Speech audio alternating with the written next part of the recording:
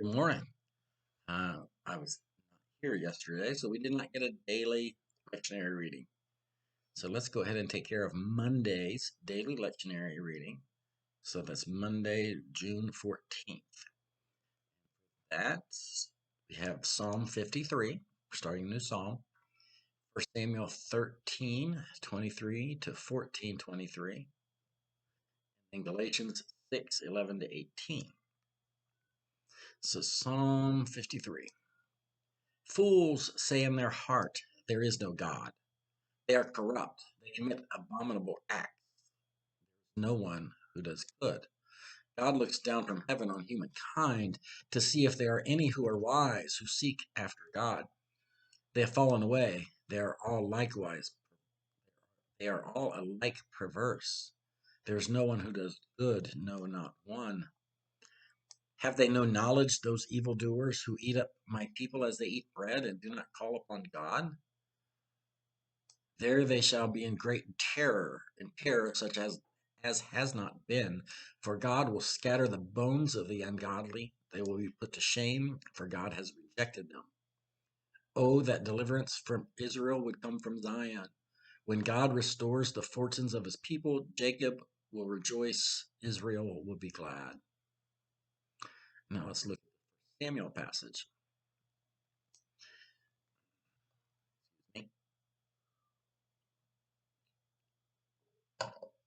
Now a garrison of Philistines had gone out to the pass of Michmash. One day Jonathan, son of Saul, said to the young man who carried his armor, "Come, let us go over to the Philistine garrison on the other side." But he did not tell his father.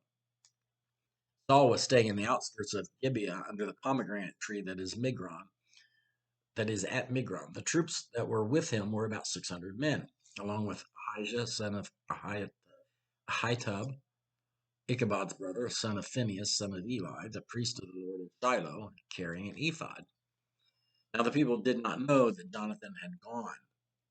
In the pass by which Jonathan tried to go over the Philistine garrison, there was a rocky crag on one side and a rocky crag on the other.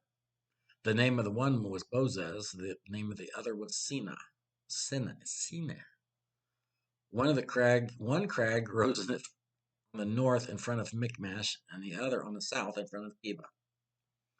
Jonathan said to the young man who carried his armor, "Come, let us go over to the garrison under these uncircumcised. It may be that the Lord will act for us. For nothing can hinder the Lord from saving by many or by few." His armor bearer said to him, "Do all that your mind inclines to. I am with you. As your mind is, so is mine." Then Jonathan said, "Now we will cross over those men and we will show ourselves to them. If they say to us, 'Wait until we come to you,' then we will stand in our place and we will not go up to them. But if they say, 'Come up to us,' then we will go up, for the Lord has given them into our hand. That will be the sign for us." So both of them showed themselves to the garrison of the Philistines. And the Philistines said, "Look, Hebrews are coming out of the holes where they have hidden themselves." The men of the garrison hailed Jonathan and his armor bearer, saying, "Come up to us, and we will show you something." Jonathan said to his armor bearer, "Excuse me, come up after me, for the Lord has given them into the hand of Israel." And then Jonathan climbed on his hands and feet with his armor bearer following after them. The Philistines fell before Jonathan, and his armor bearer, coming after him, killed them. In that first slaughter, Jonathan and his armor bearer killed about 20 men within an area about half a furrow long in an acre of land. There was a panic in the camp, in the field, and among all the people. The garrison and even the raiders trembled, the ground quaked, and it became a very great panic. Saul's lookouts in Gibeah of Benjamin were watching as the multitude was surging back and forth. And then Saul said to the troops that were with him, "Call the roll and see who has gone from us." When they had called the roll, Jonathan and his armor bearer were not there.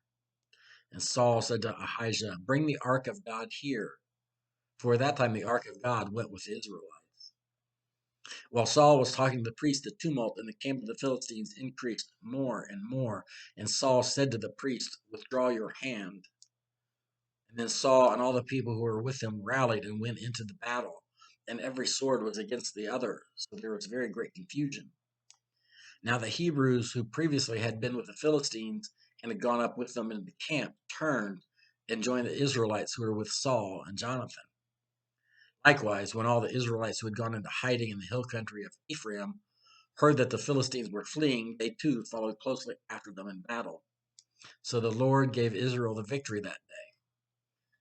The battle passed beyond Beth Aven, and the troops with Saul numbered altogether about 10,000 men.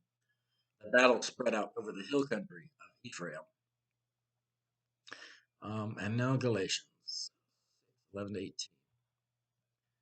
See what large letters I make when I'm writing in my own hand. It is those who want to make a good showing in the flesh that try to compel you to be circumcised, only that they may not be persecuted for the cross of Christ. Even the circumcised do not themselves obey the law, but they want you to be circumcised so that they may boast about your flesh. May I never boast of anything except the cross of our Lord Jesus Christ, by which the world has been crucified to me, and I to the world. For neither circumcision nor uncircumcision is anything, but a new creation is everything. As for those who will follow this rule, peace be upon them, and mercy, and upon the Israel of God. For now, from now on, let no one make trouble for me, for I carry the marks of Jesus branded on my body. May the grace of our Lord Jesus Christ be with your spirit, brothers and sisters. Excuse me. That's our lectionary readings for Monday, June 14th.